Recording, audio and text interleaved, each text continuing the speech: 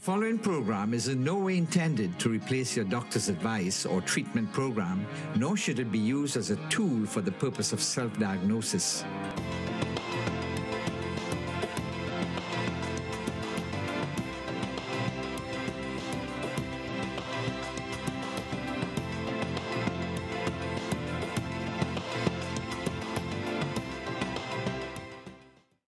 Welcome again to another edition of Your Health, Your Choice. We've been looking at a range of diseases, communicable and non-communicable diseases, on this program over the last 5 years or more. Today, we want to focus on high blood pressure or hypertension. And once again, we have with us in the studio Dr. Claude Khan, community diabetologist, family practitioner.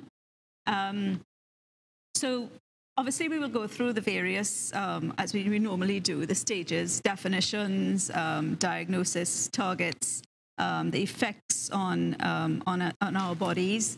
And there are a range of organs that are affected by high blood pressure. So if you're one of those people suffering from that particular disease, non-communicable disease, high blood pressure or hypertension, this is a program for you.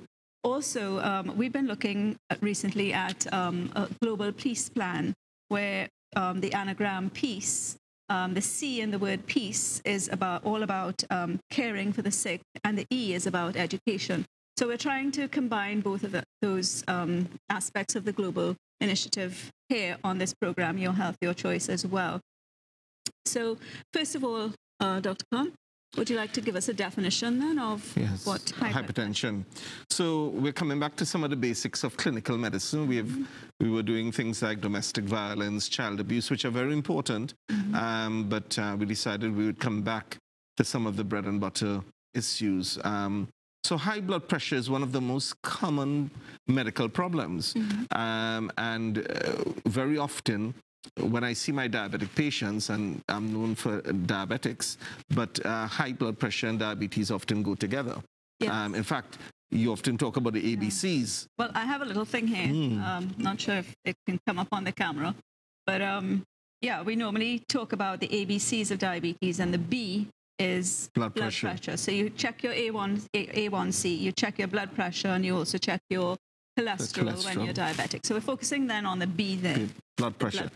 So we have done programs on high blood pressure, and today we're going to talk more about the effects of high blood pressure. But let me just define what a high blood pressure is. Now, one of the things to say is that it's asymptomatic. By that I mean you may have no symptoms at all. Right. And that's the dangerous thing about it. It's a silent disease. I don't like to use the word silent killer, but it is a silent disease that can go on for years. And basically, it's a resistance against which your heart is having to pump blood around the body against. So that's the way I explain it to patients. It's the higher the blood pressure, the greater the resistance. And remember, the heart is a pump. So the harder that pump is having to work, it means that the heart can enlarge, as we'll talk about, etc. So high blood pressure basically is a resistance against which the heart is having to try and pump blood. So the pressure of the blood. So the heart is working at a higher rate, and the pressure within the blood vessels itself is increased. Right. And we'll talk about how that damages the walls, etc. Okay, good. Right, so we've got the definition. How do you, as you said, it's a silent killer. Yes. But how do you diagnose it? You know, I often say to patients that the reason I like diabetes is that it's easy to diagnose. People come in, they do a blood test, either in the office or we send them to the lab. They do the HbA1c, which is the blood test that gives you a 3-month average. And if it's above 6.5%, if your fasting is above 126, although you might want to repeat it on more than one occasion, it's easy. High blood pressure is problematic. The reason is we have this phenomena of patients coming in to a doctor's office and the blood pressure just shoots through the roof.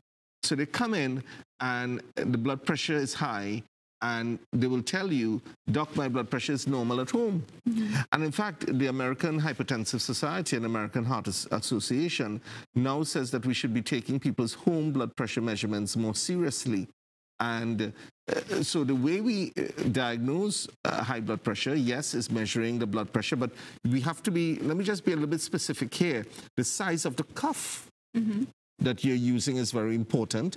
So there are different size cuffs that can be used. Some people like the machines around the wrist, but those are not as accurate as around the arm. The machine that you're using is important. The position of the arm. If you do your blood pressure with your arm like that or above the heart level, you will get abnormal readings. So your blood at the level of your heart. Right. So you may want to ask the patient to rest their arm on the table, relaxed, and at the level of the heart. And then you may want to do the blood pressure on the right and the left arm. In fact, why is that? Right. So some people think that the blood pressure is more accurate on the left arm because it's nearer the heart. But that's not the reason. It's that there are some conditions where if you have a kink in the artery, and it's a rare condition, you can have a different blood pressure in the left arm as compared to the right. So you really should do the blood pressure in both arms. So the way we diagnose high blood pressure is by measuring the blood pressure, but you should do it on about 3 occasions, either in that one visit or subsequent visits, and after the patient has been sitting in your waiting room for 10 to 15 minutes. Now, we know that a lot of patients don't like waiting, so you have an appointment for 2:30 and you expect to get into the office at 2:30. Well, unfortunately, it doesn't work like that. Medical consultations are very difficult to predict. You know, we give people in my office half-an-hour appointments, but sometimes the appointment, if somebody starts crying in your office, you can't just rush them out. You know, you have to look after them. There's one other way you can diagnose high blood pressure. It's called a 24-hour ambulatory blood pressure measurement, where you send them to a center where they put on a little machine and it measures your blood pressure every hour. Would a Fitbit work? The Fitbit, I am not sure. The Fitbit measures your heart rate. I'm not sure if the Fitbit as yet does the blood pressure. Okay. I'm not sure. But there might be some devices out there that are doing it. Yeah. So that's the way you diagnose high blood pressure. Well, that's good to know that what patients can expect when they go into the doctor's office and what you regard as best practice. Okay, what about targets? So, boy, this has been a difficult one. It's a moving target. Maybe 20 years ago, we used to talk about 120 over 80, and then slowly we said 140 over 80 or 140 over 85. But it is patient-specific. And this is, again, what I would call the art of doing medicine. One cap does not fit all. So when we hear people saying, take one drug like Omega XL, and recently, yes, I'm coming back to it. Oh, recently, yes, oh dear, I saw a television program. I was waiting for my daughter on my way to church on Sunday morning. After a church program, one of the pastors of these churches promoting Omega XL and claiming that Omega XL can cure you of high blood pressure, high blood sugar. That's rubbish. Absolute rubbish. I'm very outspoken. Yes, my wife is telling me calm down. So, yeah, targets. Linda, but do you know why I am animated? Because we see the effects of people taking these scam drugs, fake news, I call it, fake medicine, and then people end up with all the side effects that we're going to talk about. So, yes. The average Trinidadian, though, is pretty educated, and I know that most of us realize that there is no one drug that is going to cure every single ailment in your body. So, you know, they can promote what they like, but, you know, we're intelligent enough to understand that there's no one cure-all for every single disease that we're going to well, I do hope so. I mean, but the advertisements are very persuasive, I have to say. They are, yes. So, I've seen some of the witness testimonies and so on. Yeah. It's patient testimonies. Yeah. So the answer to your question, what is the target? Most people 140 over 85, but for diabetics, we are now saying back to 130 over 80. 130 over 80. And if you have what is called microalbuminuria or protein in the urine, then your target should be probably about 120 over 80. Okay, so that has to do with your kidneys. Kidneys, yes. So if you have protein in the urine, your kidneys are at risk, and we want your blood pressure to be even lower. Okay, why is that? Because high blood, as we would show, one of the major causes for end-stage renal failure, kidney failure, is high blood pressure. Okay. So the lower your blood pressure within reason. Now, remember, there's what is called a J curve. If your blood pressure goes down too low to like 90/6 now, okay, so let me be careful. There are some females in particular, very slim females, that their normal blood pressure is 90/60. But I used to be like that. Yes, your blood, yes, you used to worry about it. And now your blood pressure is a little bit better than that.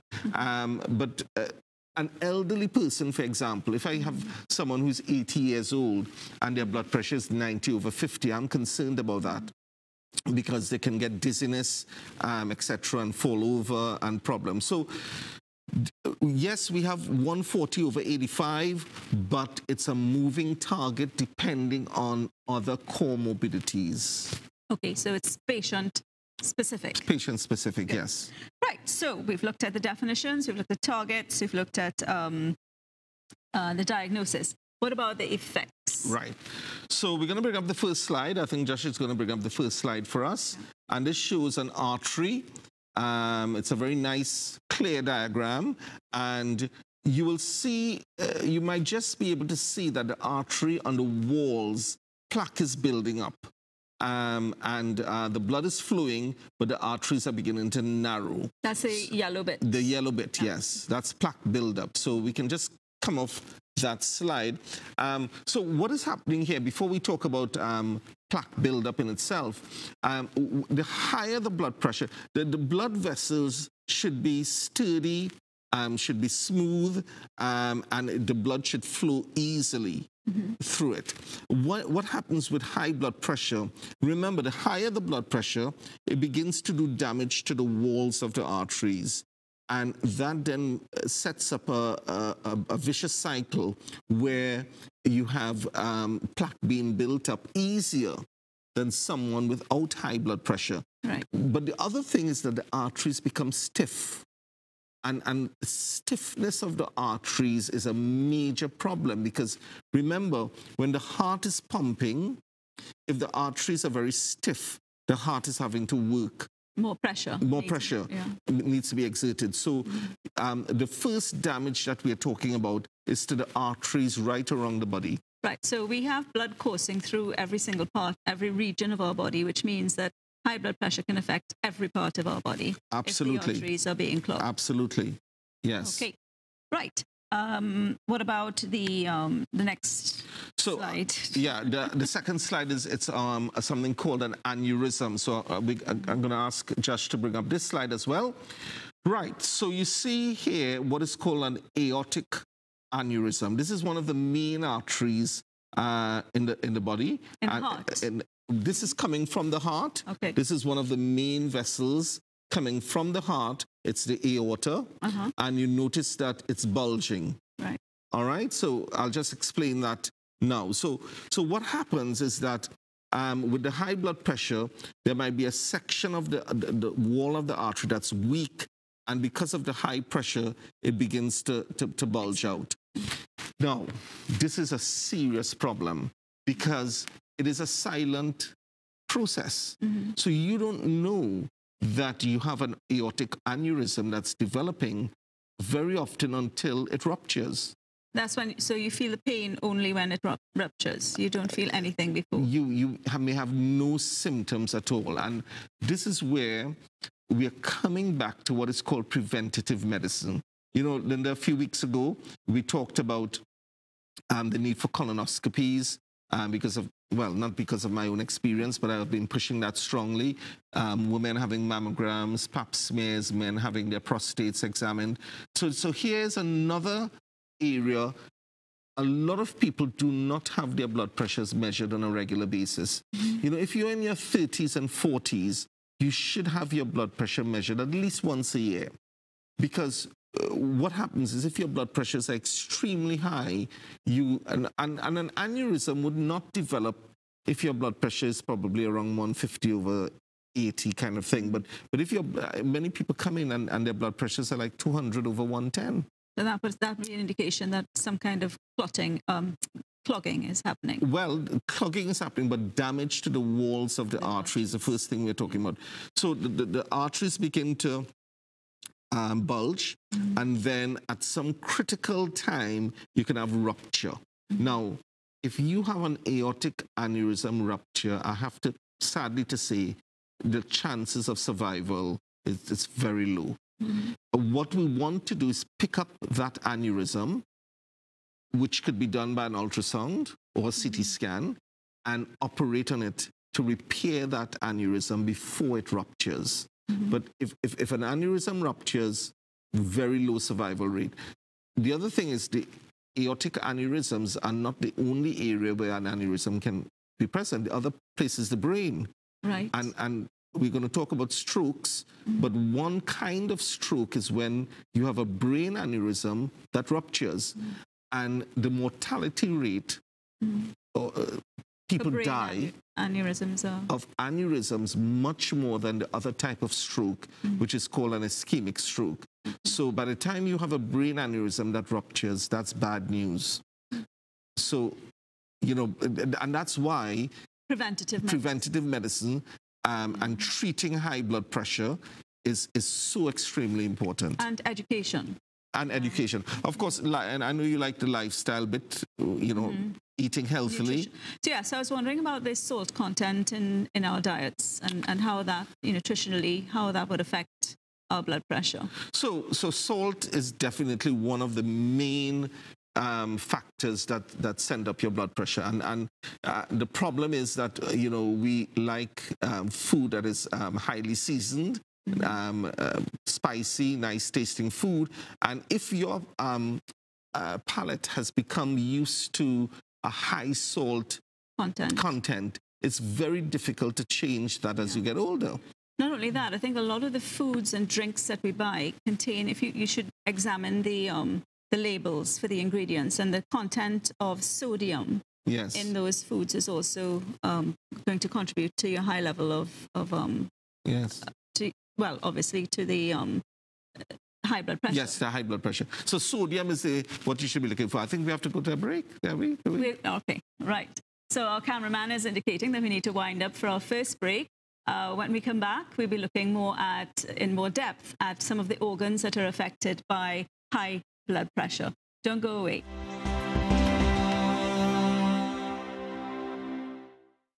We supply all sizes in digital, outdoor and indoor signage, both sales and rentals. Be seen with huge, clean and crisp screens from the Creation Group. Think ahead, stay ahead with the Creation Group of companies. Located at 2A Arapita Avenue, Woodbrook. Who will emerge this April exclusively on ACTN? The Voice. Over 183 submissions, countless videos, but there can only be one winner. Get ready for the biggest gospel talent show, Merge Gospel Challenge. The fun and games are over. Every Sunday, 6:30 p.m. exclusively on ACTN The Voice. ACTN The Voice. Check your local TV listing.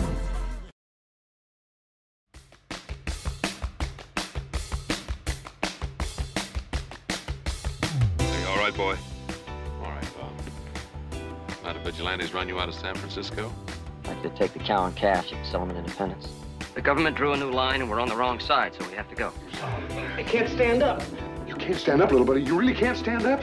You're standing on my hand. Red sheet wearing sandcrawler. Let me.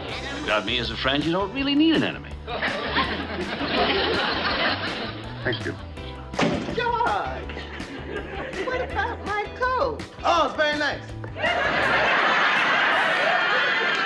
Hey, I can use that one.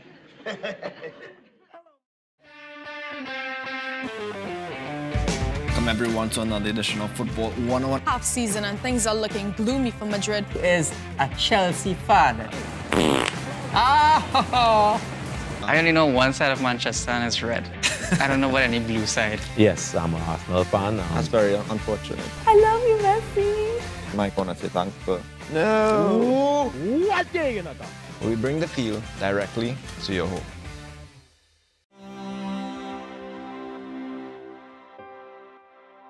Welcome back to Your Health, Your Choice. Today we're looking at high blood pressure. We've already examined the definition, what it is, the diagnosis, targets that you want to look for in terms of a healthy blood pressure as opposed to a non-healthy one, the effects on our arteries, and what are aneurysms. We have an interesting clip that we want to share with you. We have an interesting clip that we want to share with you right now before we go into the next segment of the program.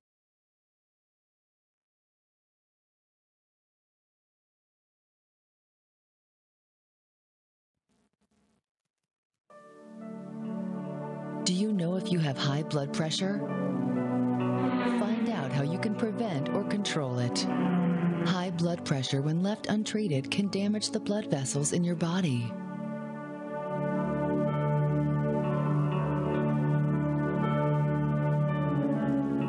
It hardens the arteries as cholesterol and calcium builds up. Over time, the arteries narrow, restricting blood flow and damaging critical organs like the heart, brain, eyes, and kidneys. The first sign of high blood pressure affecting the heart is the thickening of the heart muscle. It now struggles to pump blood into the circulatory system through narrowing arteries. Left untreated, the condition worsens, and all this time, you do not feel any symptoms. Over time, high blood pressure further narrows the arteries, cutting off blood to the heart. When your arteries become critically narrow, or if a piece of the blockage breaks off, it may result in a heart attack. A heart attack can cause permanent damage to the heart muscle by affecting its ability to pump blood, resulting in heart failure. High blood pressure is a leading cause of kidney failure. Damaged blood vessels in your kidney affect its ability to filter and clean blood. Left untreated, the kidney will eventually fail, and dialysis or a kidney transplant will be needed. In your eyes, high blood pressure can affect the tiny arteries of the retina. Bleeding and blockage can result in blurred or lost vision. When arteries harden in the brain, you can suffer a stroke that damages brain tissue.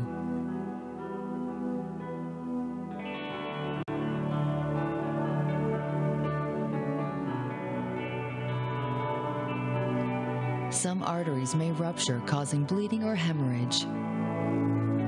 This can result in slurred speech, paralysis, and loss of consciousness. Do you know if you have high blood pressure? Find out how you can prevent or control it. Eat healthy, relax, lose weight, and take all medication given by your doctor, and you can control high blood pressure and stay healthy. Talk to your Kaiser Permanente healthcare professional today to learn more.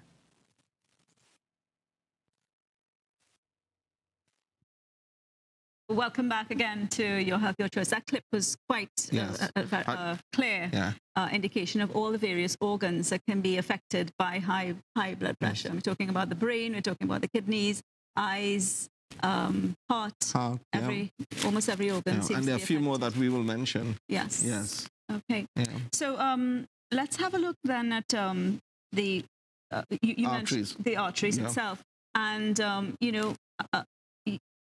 They mentioned their calcium, cholesterol content in your food. Yes. How does that affect? So, you know, one of the things is talking about calcium supplements. And there's no clear evidence with high blood pressure that your calcium levels can also be high. So the advice really now is that men should not be taking calcium supplements. That's interesting. Yeah. Women, because of the risk of osteoporosis after the menopause, we give Caltrate plus vitamin D. Now, some cardiologists give vitamin D supplements. Vitamin D on its own, I guess there's some evidence from their perspective that it helps with cardiac function.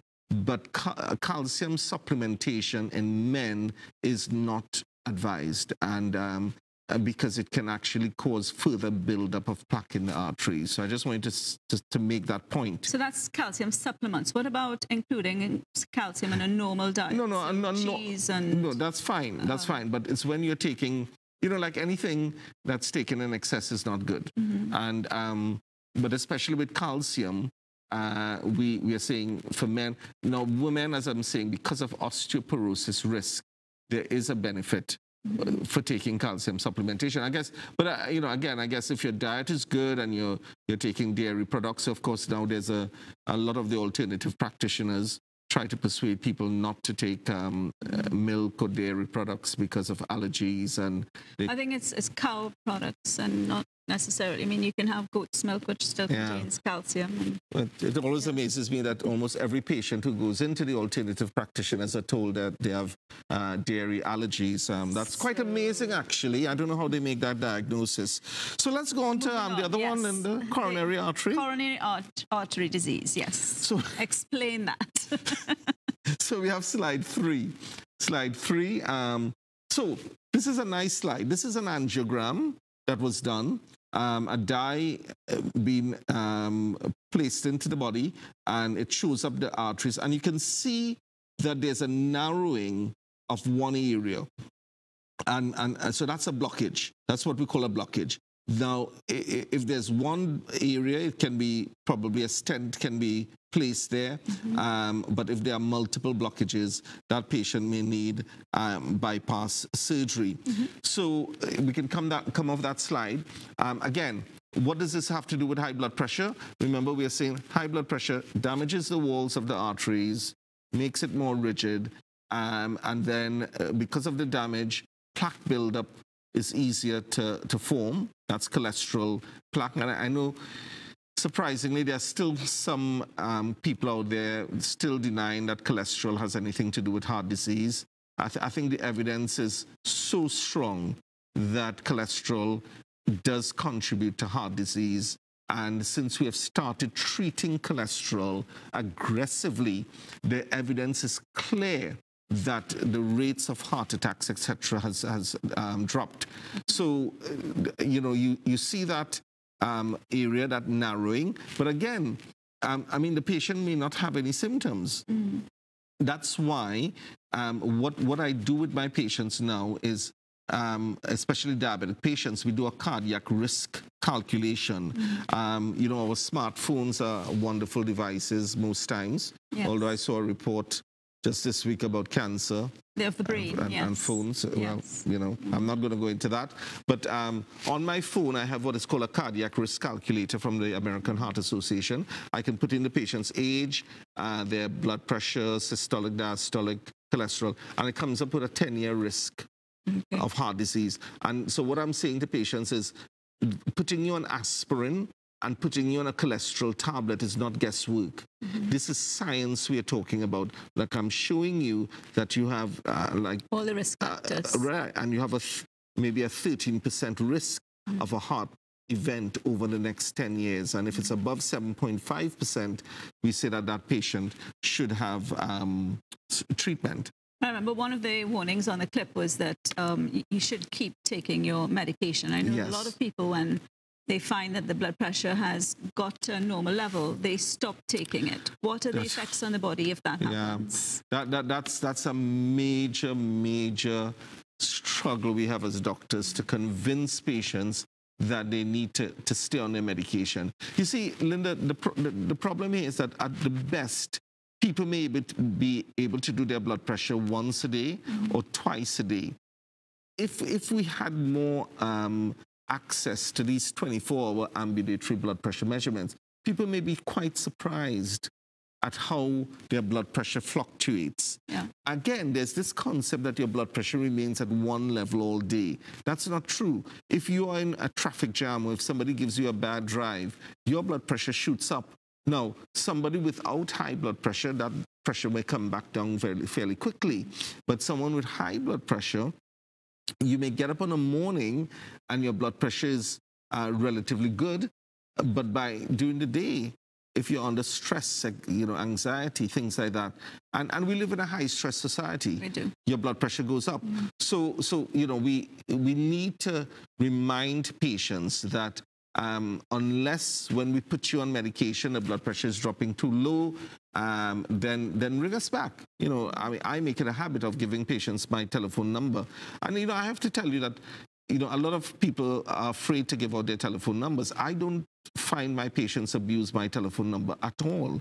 In fact, WhatsApp is a great way, and most patients, even fairly elderly patients, their daughters or sons or grandchildren have WhatsApp. They will send me messages, and at my convenience, I can respond to them. Yeah, yes. and then they have something concrete that they, instead of just, you know, when you hear something, you often forget. You've got something there visually that can remind you of what the procedure should be. Yes, yes. That's good. Okay, heart attacks. Right. So, again, we're going to bring up this slide 4, I think it is, yes. So we see a man clutching his chest, the typical image we have of heart attacks. But unfortunately, heart attacks can be silent. So I just want to come off that and explain what we'd expect. So the typical symptoms of a heart attack is crushing central chest pain or heaviness on the chest, pain shooting down the left arm or up the neck. Those are the textbook descriptions. Unfortunately, there are other groups of patients that may have no symptoms at all, and they go into their doctor for a routine check. They have an ECG, and they're told, oh, you've had a heart attack some time ago, and they're shocked because they never had any symptoms, especially diabetics. Now, why? Yeah, explain that. Right. Because there's something called diabetic neuropathy, autonomic neuropathy, as well as neuropathy. The nerve ends, people typically think that it's only the nerve ends to the feet are affected in diabetes, or the hands, but your nerve ends all over the body can be affected. So the pain sensation is blunted. Right. So you don't sense your heart muscle. Remember, what is a heart attack?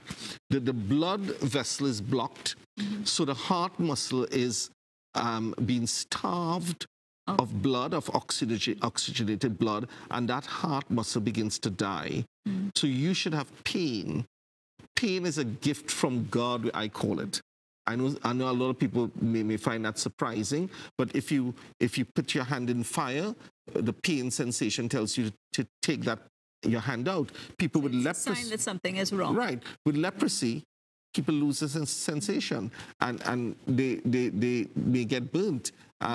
So the typical sensation, yes, is crushing central chest pain, but very often it could be asymptomatic. That's why now we need to be selective in saying to some of our patients, you have no symptoms, but if you have been a smoker, the risk factors are there. Right. If you have a family history of early heart attacks, if you have diabetes, if you have high cholesterol, high blood pressure, those are 5 risk factors, you probably should have a stress test. That's where you go on a treadmill and you exercise, and that can bring out hidden coronary artery disease. So those, when you go on those exercise machines, you get this beats per minute. Yes. How is that connected to high blood pressure?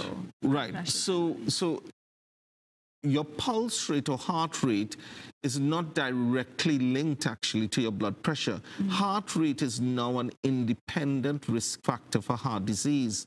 So this is interesting because the cardiologists will tell you they want your heart rate to be about 60 to 70. Now, when you exercise, it is expected that your heart rate will go up. And when you go on the the treadmill, there's something called your target heart rate. So if you're exercising at home and you're 50 years old, and your maximal heart rate on the exercise condition should be 100 plus your age. So your target should be about 150. So if you're exercising and your heart rate is going up to 180, 190, that's too high. What about if it's too low? If it's under. Right. So if your resting heart rate is below 50 consistently, you may have what is called a heart block, a rhythm disturbance of the heart. And we have now cardiologists who specialize in electrophysiology, and they specialize in the electrical conduction mechanism, and they can do special tests. And if you have what is called a first degree, second degree, or third degree heart block, you may need a pacemaker. Okay. And we know relatives of ours who have had pacemakers. Okay, so we're looking at the heart, and what is peripheral artery disease? Right. So I just, again, going to show a clip, another clip of, yeah, so we see someone, elderly person sitting, and she's holding her leg. Mm-hmm. You can see she has her gym shoes on, so very good. She's exercising, mm-hmm. Like we all should be doing, mm-hmm. and I plan to start back. I know you have been exercising. Linda, congratulations. Trying. Yes. Mm-hmm. Now, so what is peripheral vascular disease? So again, the arteries are being bombarded by the high blood pressure, the walls are being damaged, plaque is building up, and you have blockage of the arteries going to the leg. And what you have typically is what is called intermittent claudication. Big name, first simply saying you start walking, especially if you're walking up a hill or you're walking up the steps, and you get pain in the calf. Right. Very typical. It's like an aching pain in the calf. Now, some people may think it's muscular, but if you have pain in the calf and you rest, the pain goes away, and then you start back walking, you're okay for a while, and that's why it's called intermittent claudication. So it comes back. After you've come. Yeah. The problem with peripheral vascular disease is not just the walking, but if you have it combined with diabetes, then if you have an ulcer, diabetic foot ulcer, people with peripheral vascular disease and diabetic neuropathy have a very bad outcome, because then oxygenated blood can't get to the foot to heal those foot ulcers. Right, so that's worst case scenario. We're going to our second break now. When we come back, we'll be looking at a few more of the organs that are affected by high blood pressure. We'll return in a few minutes.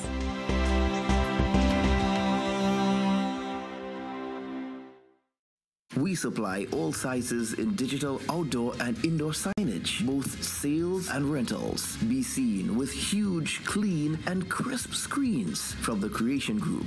Think ahead, stay ahead with the Creation Group of companies, located at 2A Arapita Avenue, Woodbrook. Who will emerge this April, exclusively on ACTN, The Voice? Over 183 submissions, countless videos, but there can only be one winner. Get ready for the biggest gospel talent show, Merge Gospel Challenge. The fun and games are over. Every Sunday, 6:30 p.m., exclusively on ACTN, The Voice. ACTN, The Voice. Check your local TV listing.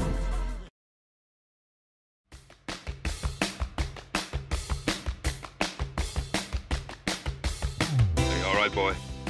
All right, not a vigilantes run you out of San Francisco? Like to take the cow and calf, you can sell them in Independence. The government drew a new line, and we're on the wrong side, so we have to go. I can't stand up. You can't stand up, little buddy. You really can't stand up? You're standing on my hand. Bed sheet wearing sand crawler. Let me. Without me as a friend, you don't really need an enemy. Thank you. George! What about my coat? Oh, it's very nice. Hey, I can use that one.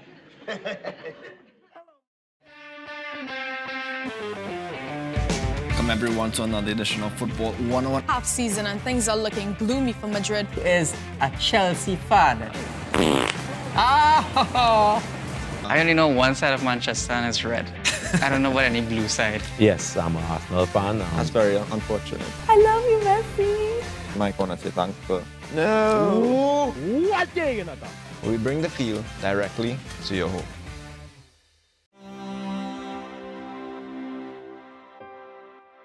Welcome back. We've been examining high blood pressure this evening on Your Health, Your Choice. we've looked at some of the organs that are affected by high blood pressure, and I know there's one more. You want to look at the brain? Is that strokes? Or? Well, before we were going to look at the heart, a picture of the heart, right. Slide 6, heart failure. Okay. So slide 6 and slide. So that's slide 6. We could show slide 7 at the same time. The very next slide. You could see on the chest X-ray.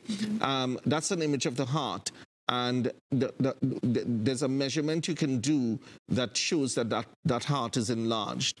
Of course, the best way to do it is an echocardiogram. So we can just come off that slide. So what is heart failure?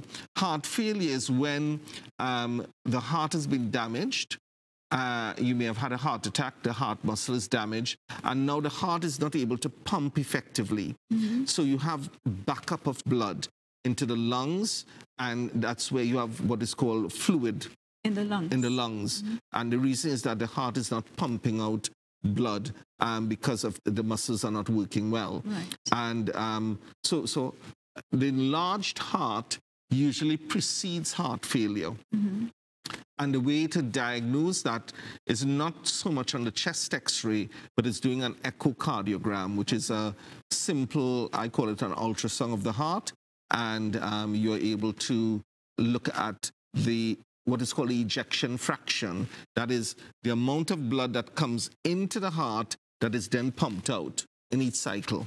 How easily available are those tests? Echocardiograms are very easily available. And how expensive are they? So it's available in the hospital. I'm not sure what the waiting time is like. Stress testing is available in the hospital. Again, a lot of people have to wait a while, so I say, you know, a stress test might be about $900. An echocardiogram, I think it's about $600 or $700 for an echocardiogram, roughly. For some people, that's a week's salary, or? Yeah, I mean, it's still expensive, but if you can afford it, it then cuts out a lot of waiting time. You see, I think what we have to accept is that the hospital cannot do all these tests in a timely fashion. And if you, for example, if you're waiting in the heart clinic for a stress test, the stress test is the first test before you can decide if you need an angiogram. The angiogram is a definitive test. The angiogram is about 12 or 13,000, so that's expensive. But if you can do the stress test, you cut off maybe a year's waiting or half a year's waiting, and then you can take back that stress test to your government doctor, and then they can probably put you on the waiting list. Urgent waiting list. Yes. Okay. Yes. Okay, so that's the heart. We want to focus now on some of the other organs. The brain. Let's look at the brain. Right. So we're going to show slide 8. Slide 8, and what this is showing is drooping of the face. It's if you notice the right side, or I guess it's if you're looking at this, it's the left side on the screen. It's drooping slightly, and the muscles are weakened on that side. So I just want to come off that slide. So again, what happens with a stroke? The arteries going to the brain gets stiffened, plaque buildup, the carotid arteries, and then the small arteries in the brain can get affected. And as a result of that, the blood supply to certain key areas. So that's why a stroke can affect different parts of the body. You can have drooping of the face. You can have different parts of the brain as well. Different parts of the brain. Yes, different parts of the brain. But remember, the brain, you have the speech area. So you may have some people with a stroke, no weakness in the arms or legs, but they have a dysphasia. It could be a motor dysphasia where they can't find the words. They can think of the words, but they can't find it. It could be a sensory dysphasia where they can't understand. They can speak, and the language just doesn't make any sense. Or you can have weakness in the arms. Remember, if the right side of the brain is affected, it's the left side of the body that will have the weakness, and vice versa. So you can have a right or left hemiplegia. That's bleeding in the brain. Bleeding in the brain. Now, we've had a very fatalistic view of treating strokes, but actually there are now very aggressive ways. So if your family member starts having drooping of the face or speech problems, don't just sit at home. try and get them, ring 911, and get them to the hospital as quickly as possible, because they are like heart clot-busting drugs. Those same drugs can be used for the brain. For the brain. But what has to be sure is that it's a stroke due to a clot and not due to an aneurysm, because an aneurysm is bleeding. So if you give one of these drugs, you cause that problem to be worse. Okay. Right. Okay. So enlarged heart, yes, we finished the stroke. Dementia. Right. So dementia. I wouldn't show the diagram for this, but so dementia it can be caused. When we talk about dementia, immediately people think Alzheimer's. Mm-hmm. But Alzheimer's is only one form of dementia. Right. And it's due to amyloid, a substance called amyloid deposits in the brain. When we talk about high blood pressure, we talk about vascular dementia, right? Okay. So it's the blood vessels that are affected to the areas of the body that has to do with memory, the way the brain works, and it may affect how you think, how you feel, how you remember things. And remember, with dementia, it's very often the short-term memory that's affected. So you may ask someone with dementia, you know, how many kids do you have, or where do you live? And they'll answer. Mm-hmm. You ask them, what did they have for breakfast this morning? And they can't remember. Or what did they do yesterday? Or what is the date? Or what is the date? I can't remember the dates often. Yeah, but you're not suffering. In fact, your brain is excellent. Excellent condition. Very good condition. What are these amyloids you mentioned? It's a protein. It's a protein that, in fact, very interestingly, there's now a link between diabetes and dementia, because the same amyloid deposits in the beta cell that can contribute to diabetes, and now there are drugs being developed in the future that is trying to deal with the amyloid deposits in the beta cell. That those same amyloid deposits as a protein are being seen in the brain in Alzheimer's. Okay, interesting. All right, can we move on then to the kidneys? Yes, and we can bring up slide 10. Slide 10, it shows the kidney, and this is one of the big problems that I wanted to touch before we ended, kidney failure with diabetes. So high blood pressure, we can come off that slide. I think we have about 10 more minutes. Yeah. High blood pressure is the second leading cause of kidney failure. Mm-hmm. Second, diabetes. Well, high blood pressure and diabetes often go together.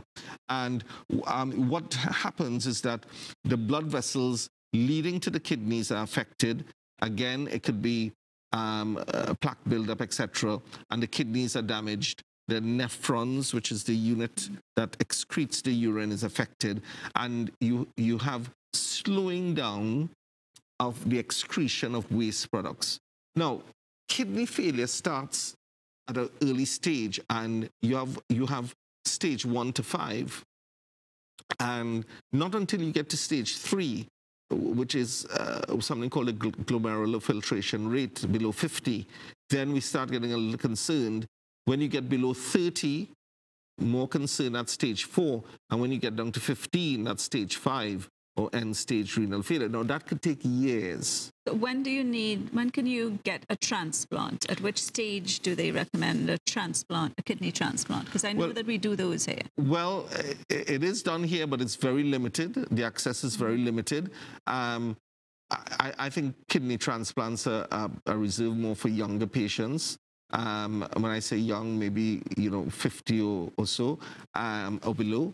And remember, it depends on the cause of the kidney failure, and you have to have someone who is still in Trinidad. We're not very good at donating our organs. There are not very many people walking around. We can exist with one kidney, can't we? Absolutely, right. Absolutely. So that's one thing for family members to remember, that very often it's a family member who has to donate the kidney because there has to be a match. Yes, kidney transplants are available, but very often people go abroad to get it because I think there's a long waiting list. I know that there's a crime level associated with these organs as well. Yes, there's been a big thing about that in India and Pakistan and some of the other countries where people are paid for their kidneys, which should not be done. Yes, unethical. Yes. Okay. What about the eyes? So this is something that people don't realize. I'm going to show a slide here that shows, this is slide 11, and it shows someone with hypertensive damage to the eyes. You can see that the vision is very blurred, and simply, again, what has happened is that, so we can just come off that slide, the blood flow to the retina has slowed down, and areas of the retina begin to die. And you have diabetic retinopathy, which we talk about a lot, but people they forget that there's something called hypertensive retinopathy, where you can either have infarcts, just as how you get an infarct of the heart, you can, that means dying of the heart muscle. You can have dying of areas of the retina, which is then very difficult to retrieve, or you can have, again, an aneurysm and a bleed in the eye due to the high blood pressure. And again, that's why eyes need to be checked every 2 years, both for diabetics and hypertensives. And if the blood, in fact, if you have bleeding at the back of your eyes, your blood pressure control becomes more important than the blood sugar. Okay. Hypertension is extremely important to preserve your eyes. Okay. So we're going to be using our blood pressure medication more regularly because we realize how many of these organs are affected by it. What about bone loss? Yes, osteoporosis. So what we didn't realize is that people with high blood pressure have more calcium excreted in the urine, and this can lead to osteoporosis. Now, remember, but I did say earlier that men need to be very careful. I don't recommend calcium supplementation in men, but in women, if you have high blood pressure, it can affect your bones, thinning of the bones. And remember, again, I mean, this is a silent process. People confuse osteoporosis with osteoarthritis. They're two completely different conditions. Osteoarthritis is inflammation, osteoporosis is thinning of the bones. And very often, not until somebody has a fall, and there's minimal trauma, fracture of the wrist, or fracture of the bone in the vertebral column, then we do a bone scan and we see osteoporosis. So your bones are nourished by blood vessels? By blood vessels, yes. Okay. And by calcium. So if your calcium is being excreted, then calcium supplementation in women is very important. And of course, there are now drugs that we can put people on, apart from Caltrate and vitamin D. There are things like Bonviva, Fosamax, etc., that can be used to strengthen the bones. Okay, so I'm a high blood pressure patient, let's just say. My medication will include cholesterol reduction, sodium reduction, calcium increase. How many types of medication am I going to be on? Well, you know, the reality is that we are human beings, and I don't want to wax philosophical at this point because I've not put on my pastor's hat. I don't know how many more minutes. We only have 4 more minutes, so I'll have to put on my pastor's hat in a minute. But our humanity plagues us. And I think what the difficulty many people have to accepting is that we get older.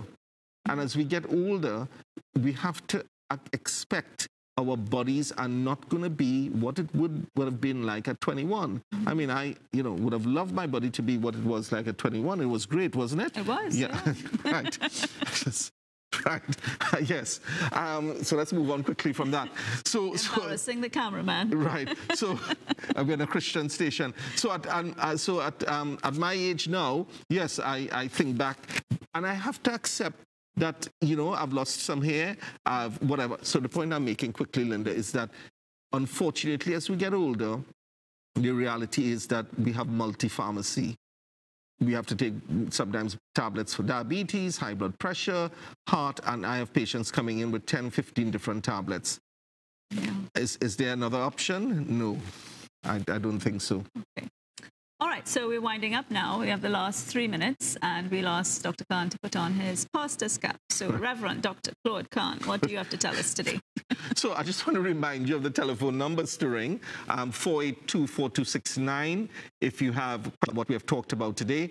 I also want to make a plug, because my wife doesn't often do this, for something called the English Speaking Board program. It's a program that she runs. The numbers are 482-4269 and 350-6200.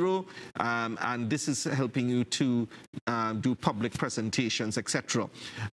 We have just completed a major outreach in the Kokay area last week, Saturday, where we really connected with the community, and we were able to start something called a peace plan. I think people were surprised when they came in, because they took out their money to pay for drinks and for food, and everything was completely free. Why are we doing this? We believe that our faith communities are instrumental in promoting reconciliation, in promoting peace within our communities. We don't believe that our faith communities should be within the four walls of a building. We need to mobilize ourselves. And notice I said faith communities. We are Christians. We are pastors as well. And so we're coming from a Christian perspective. But I believe whatever faith community you're in, you need to mobilize yourself. So the peace plan talks about planting faith communities, equipping servant leaders, caring for the sick, assisting the poor, and educating the next generation. We have to move away from government dependency to moving towards self-sufficiency, where our faith communities arise and begin to impact our society. So we have 1 minute left. I just want to say that the word shalom is very, very special to us at our church. And I want to wish all our viewers shalom, meaning health, wholeness, and healing for every area of your life. Thank you. Back to you, Linda. Okay. Well, once again, we've concluded another edition of Your Health, Your Choice. We've been looking at blood pressure, diagnosis, effects, all the organs that are affected by high blood pressure. And as we close, I'd just like to leave this last thought with you. Somebody sent this to me on WhatsApp recently. Your smile is your logo, your personality is your business card, and how you leave others feeling after an experience with you, it becomes your trademark. So have a healthy and healthy week ahead. Your Health, Your Choice returns in a fortnight's time. Thank you.